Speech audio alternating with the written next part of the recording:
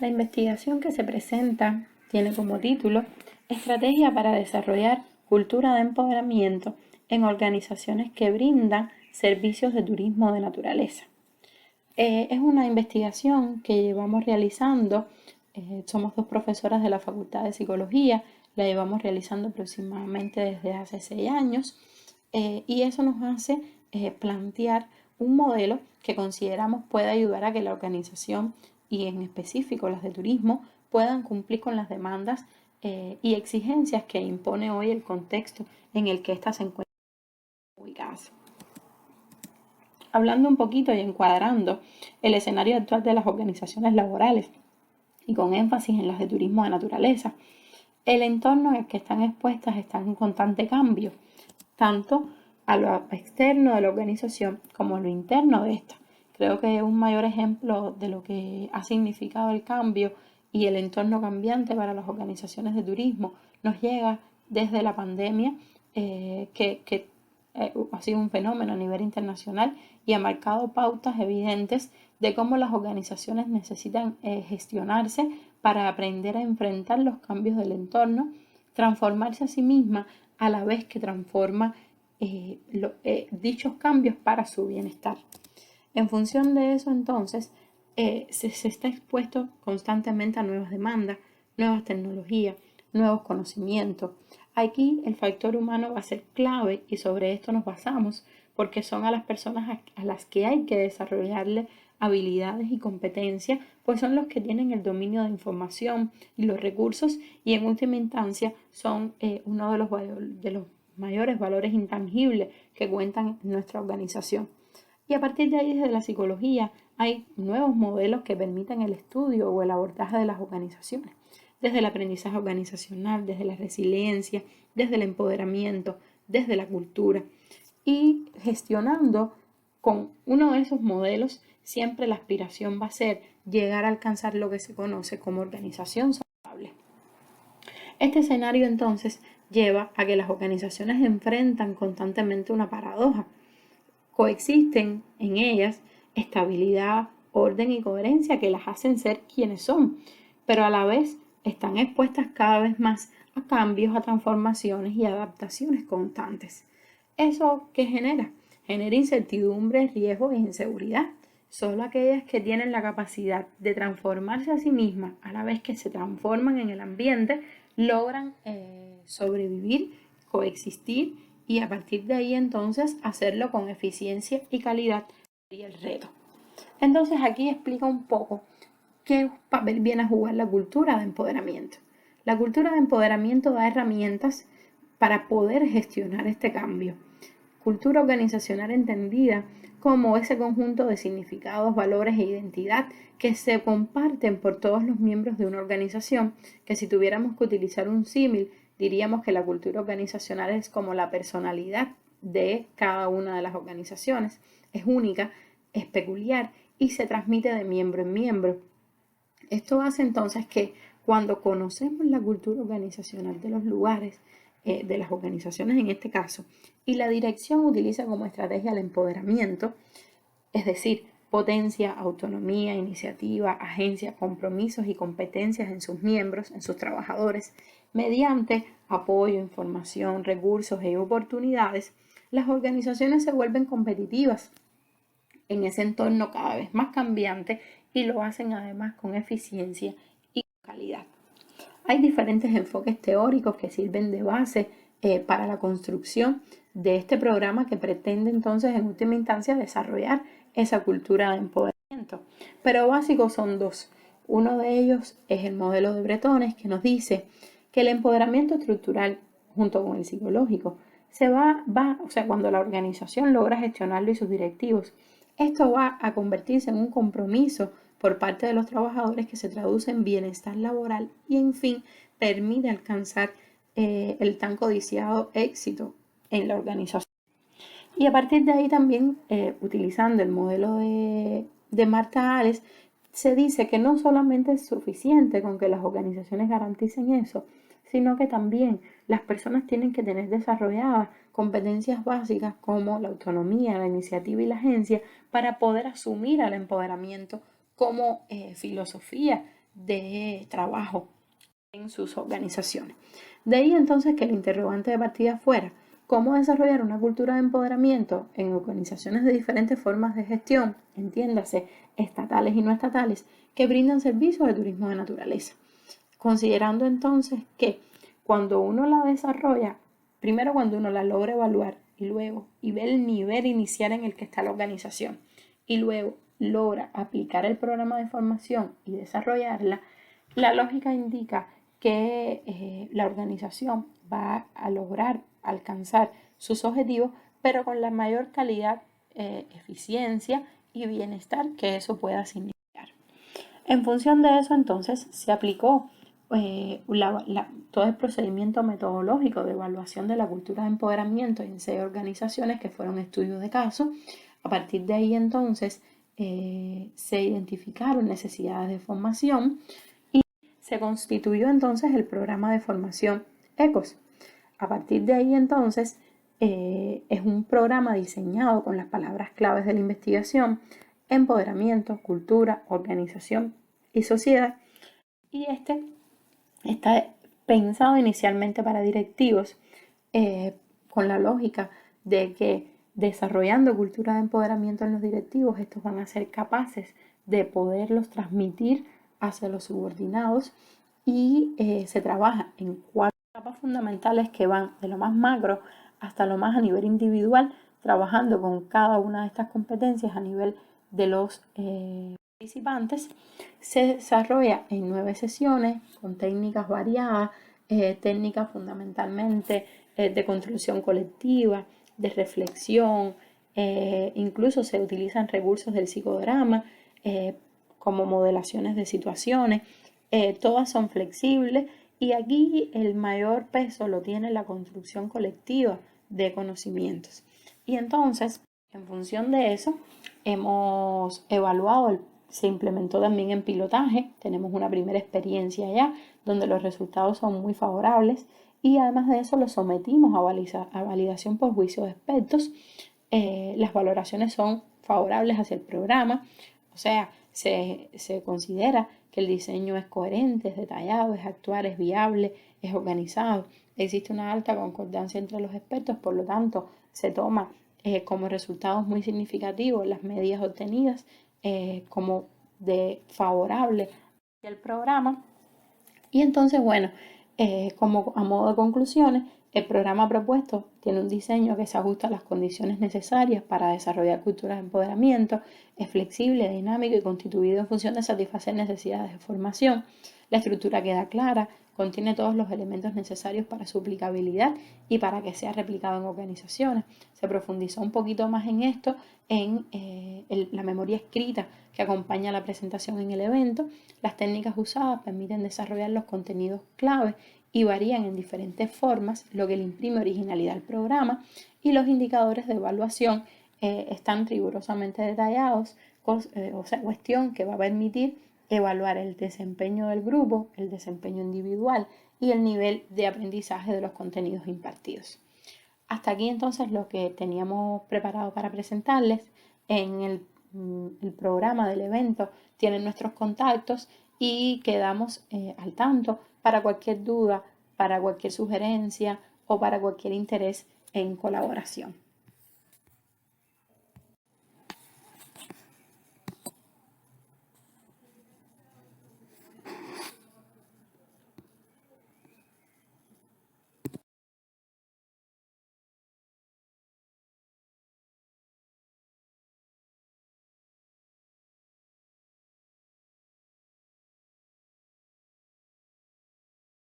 La investigación titulada El paradigma espaciotemporal de los itinerarios de turismo de observación de aves en Cuba entiende el término paradigma como sinónimo de marco conceptual empírico o conjunto de criterios de diseño ampliamente aceptados por la comunidad de observadores de aves y que se expresan en la alta estandarización de la selección espaciotemporal y de las metas ornitológicas.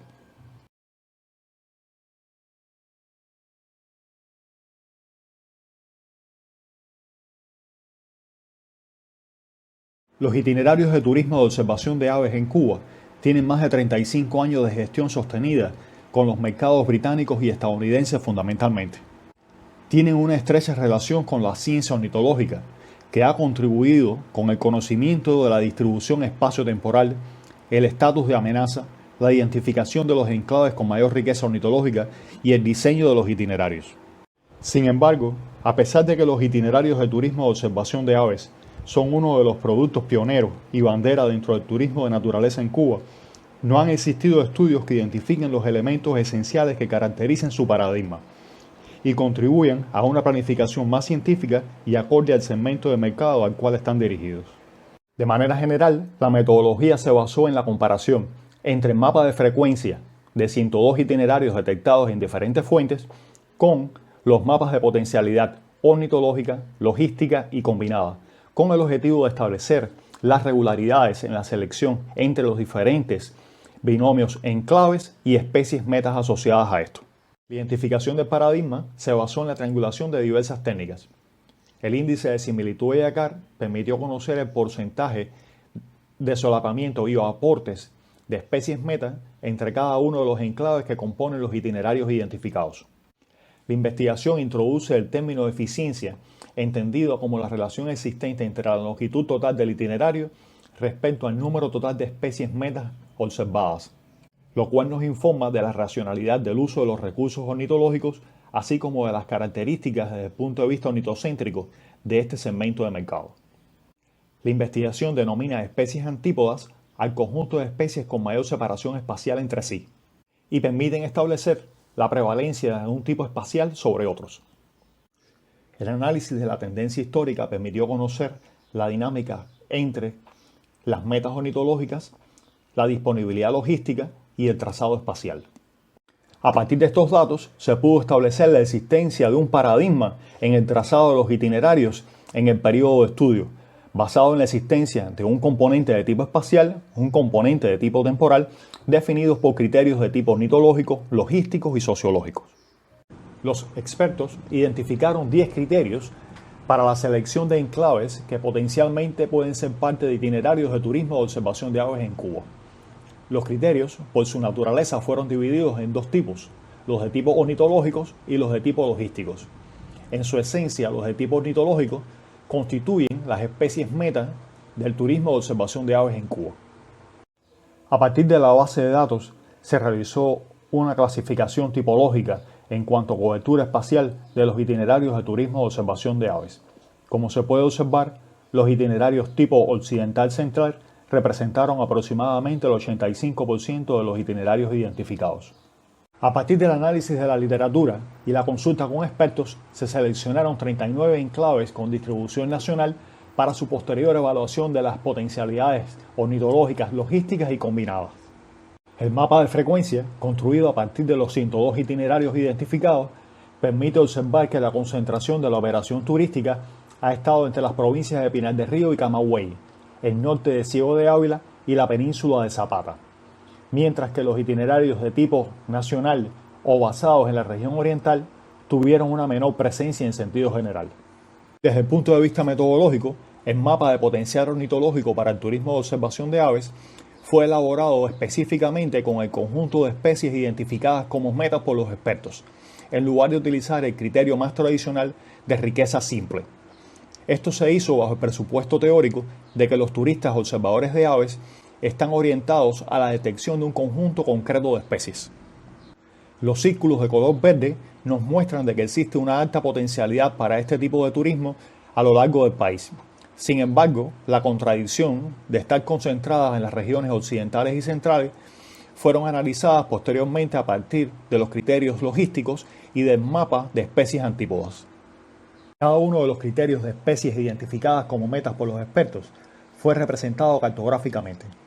El análisis espacial y estadístico permitió establecer que el denominador común en los enclaves de turismo de observación de aves es la presencia en ella de especies de distribución o disponibilidad ornitológica restringida. Desde el punto de vista de la planificación turística, la selección de enclaves con especies en este criterio permite en sentido general el avistamiento de especies en otros criterios, pero de distribución espacial más amplia. Para identificar el componente temporal del paradigma, Se compararon el número de especies con el número de itinerarios por meses del año. El número máximo de estos últimos ocurrió entre finales del mes de febrero y principios del mes de abril. Desde el punto de vista ornitológico, en este periodo ocurre el final de la residencia invernal y el comienzo de la residencia de verano, por lo que es posible detectar el mayor número total de especies en todas las categorías de residencia. Por lo que se puede afirmar que los itinerarios de turismo de observación de aves se hacen coincidir con el pico de disponibilidad de especies en el territorio nacional.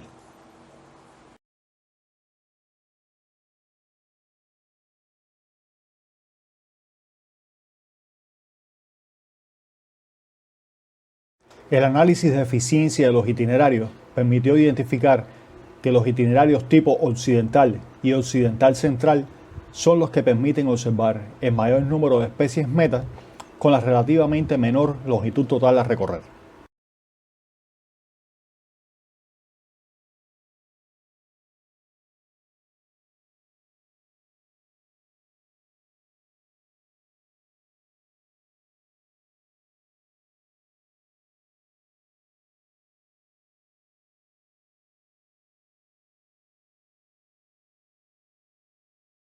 Desde el punto de vista histórico-espacial, las características fundamentales de este periodo han sido la maximización de las especies meta a observar a través de la selección cuidadosa de los enclaves con un solapamiento mínimo de especies meta y la menor distancia total a recorrer.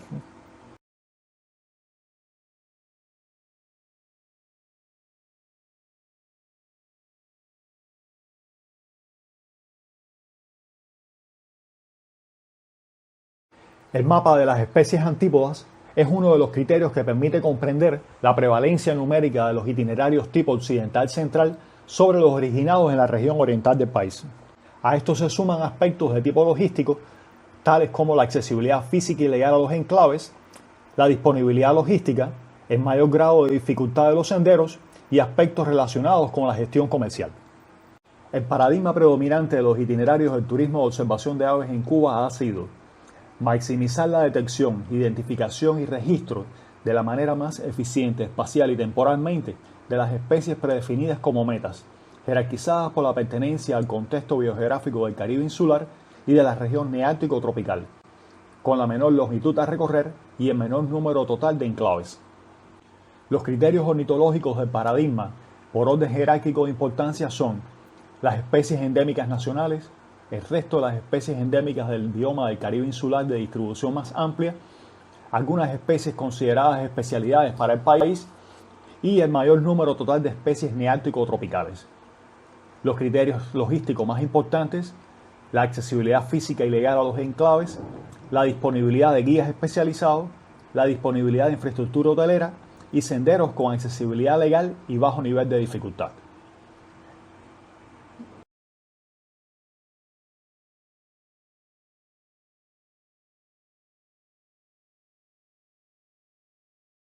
Nuestro trabajo, Congreso de Áreas Protegidas de la Comisión Internacional de Medio Ambiente, trata sobre el impacto del turismo de naturaleza en el Parque Nacional Viñales, de quien les habla, Giovanni Lemos Martínez, Dalma Crespo y Elisei Camero Labrador, todos del Centro de Investigaciones y Servicios Ambientales de Ecovida. Bueno, este trabajo tuvo su basamento, su desarrollo fundamentalmente en el Parque Nacional Viñales, que fue creado en el año 2001 mediante decreto de ley y que los estudios que se desarrollaron precisamente estuvieron dirigidos a la evaluación del estado ambiental de las opcionales de turismo y naturaleza que no precisamente se desarrollan en la zona núcleo del parque, sino en las áreas de uso público del parque. Este es el área núcleo del parque y sin embargo los principales opcionales de turismo y naturaleza están en sus áreas de amortiguamiento alrededor del parque y por supuesto la influencia de ese turismo de naturaleza incide de manera directa sobre la conservación de la diversidad biológica y sobre todo la diversidad paisajística de Viñales. La región turística de Viñales se viene empleando para la visitación, para la observación, sobre todo sus paisajes, por las características fundamentales de las elevaciones, con esa forma mogótica que no se repite en muchos lugares del mundo y que es muy llamativa y muy atractiva para los visitantes, tanto nacionales como extranjeros. Esta región turística de Viñales en los últimos años, después del surgimiento o después del desarrollo y el incremento en la demanda de destinos de turismo de naturaleza, ha ido sufriendo evidentemente afectaciones por la llegada de un número importante de visitantes que han ido produciendo determinadas afectaciones sobre los sistemas ambientales que están relacionados con el Parque Nacional. Es evidente que el turismo de naturaleza es una modalidad de turismo que surgió como alternativa al turismo de grandes masas, al turismo de ciudad, al turismo de sol y playa, etcétera, y que hoy por hoy ha ganado mucha fama, mucho reconocimiento a nivel internacional por la necesidad que tiene la población del mundo en acercarse a ámbitos conservados, ambientes naturales, para recibir experiencia y salir de las grandes ciudades y de los grandes resortes de turismo que reciben anualmente miles y millones de visitantes. Por tanto, en eso radica el problema que esta investigación o este trabajo se basó, y el objetivo que ya habíamos hablado, que era evaluar el estado del medio ambiente de esta actividad de turismo y naturaleza en esta región turística de la provincia de Pinar del Río. La metodología que se empleó primero fue seleccionar el ámbito de estudio, porque evidentemente en esta región turística existen actualmente aprobados para su uso, para su explotación, 30 opcionales de turismo de naturaleza, lo cual es un volumen muy grande de información que habría que procesar, y por tanto tuvimos que reducir esta área de estudio en un grupo más reducido o más limitado de opcionales de turismo de naturaleza, y para ello se emplearon o se estudiaron estos 3 indicadores para seleccionar esas áreas de estudio. Esos indicadores fueron seleccionados a través de talleres de expertos, donde participaron especialistas e investigadores del Centro Ecovida y del propio Parque Nacional, además de otros operadores de turismo de naturaleza en el territorio. Posteriormente a eso se identificaron y se evaluaron los impactos ambientales utilizando los criterios de Espinosa y Conesa, que plantean que los impactos pueden ser clasificados como críticos, severos y moderados en función de su magnitud. En el caso de los impactos críticos, su magnitud es superior al umbral de aceptación, al umbral de aceptable, que esto producen una pérdida significativa en las condiciones ambientales en los territorios.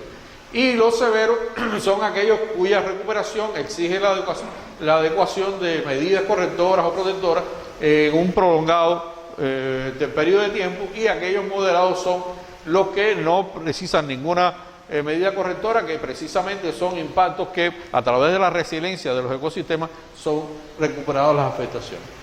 Como resultado de todos estos estudios y sobre todo la evaluación de los primeros 2 indicadores, se determinó que de estas 5 modalidades de turismo y naturaleza, en el caso de caminata, Cueva de Santo Tomás, Cocosolo Palmarito,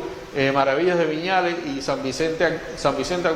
Ancón y la caminata del Infierno al Paraíso, recibieron la mayor cantidad de visitantes entre los años 2017 al 2019. Evidentemente,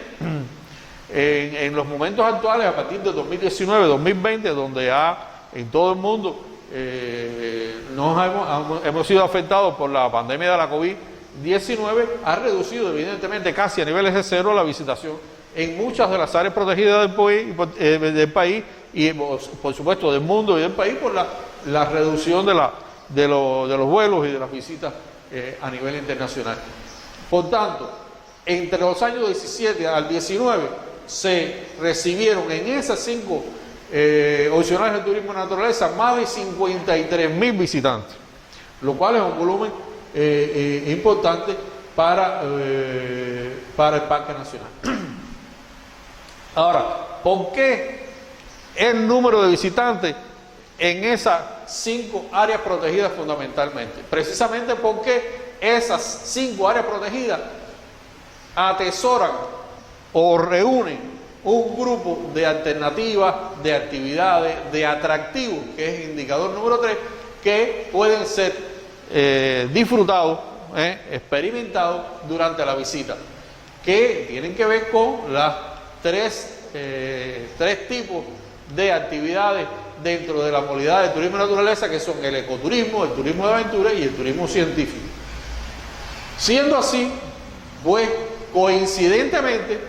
este indicador de mayores atractivos también coincidió con estas 5 opcionales de turismo y naturaleza. Como ven, la mayor cantidad de actividades y atractivos redundan dentro del tipo de turismo que es el ecoturismo y el de aventura. Siendo así, se procedió a la evaluación de los principales impactos ambientales que se han producido en esos años que habíamos señalado, 2017-2020, que han ido afectando la calidad del medio ambiente, la calidad ambiental de las opcionales de turismo y naturaleza. En el plan de manejo del Parque Nacional Viñales, entre los años 2016 y 2020 se identificaron este grupo importante de impactos que están vinculados con la cola y la tala de árboles, la caza y captura de especies de la fauna silvestre, la contaminación de ríos, embalses y otros cuerpos de agua, el guiado ilegal, precisamente porque por la incrementada demanda de visitantes de turismo y naturaleza han surgido actores económicos que se han proliferado en esta zona y sobre todo con el guiado ilegal en el área. También se han incrementado las poblaciones de especies invasoras, la alteración de sitios arqueológicos y entre otras cosas han surgido microvertederos, productos de vertimientos incontrolados de desechos sólidos y como se ha producido tanto el incremento en la vegetación, se ha producido erosión y degradación de los suelos en la zona. Estos impactos fueron sometidos a una evaluación utilizando una matriz que elaboraron los autores de este trabajo, donde se reflejó cuál es el aspecto ambiental que provoca los impactos ambientales. Dentro de esos impactos ambientales se determinaron o se clasificaron como severos solo 4 de los impactos identificados en el plan de manejo, siendo la erosión y compactación de los suelos en los senderos y otras áreas, la creación de microvertederos por el vertimiento incontrolado de desechos sólidos, la contaminación de los suelos y el agua también por la falta de sistemas de tratamiento residuales de nuevas construcciones y por otro lado el incremento de la capacidad de carga provocando la erosión también de los senderos. Evidentemente todo esto arroja una conclusión fundamental, que aun cuando se ha incrementado la capacidad de carga, se ha incrementado la demanda y la visitación en el Parque Nacional Viñales, no se identificaron o no se categorizaron ninguno de los impactos como severos. De ellos, la mayoría fueron como críticos, de ellos la mayoría fueron severos y moderados, estos impactos pueden ser mitigados, pueden ser atendidos y reducidos sus efectos, sobre todo aplicando acciones de monitoreo y de control y en los planes de manejo y operativos de las áreas del área protegida, el Parque Nacional en este caso, y de los operadores de turismo de naturaleza que gestionan en el Parque Nacional Viñales. Muchas gracias.